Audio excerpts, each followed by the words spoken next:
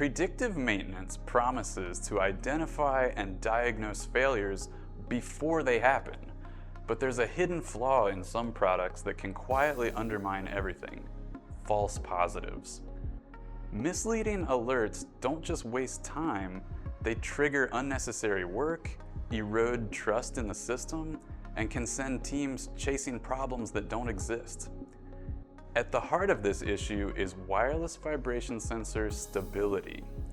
You can have cutting-edge analytics and ultra-high-resolution data, but if the sensor isn't accurately tracking the machine, none of that matters. The culprit is sensors with a high center of mass. When subjected to lateral vibration, they rock, introducing massive errors, sometimes over 500%.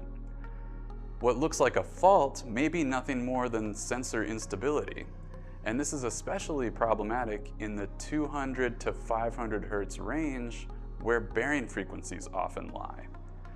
The solution is simple but critical. Use low-profile, wide-base sensors. Stability isn't optional, it's the difference between insight and illusion.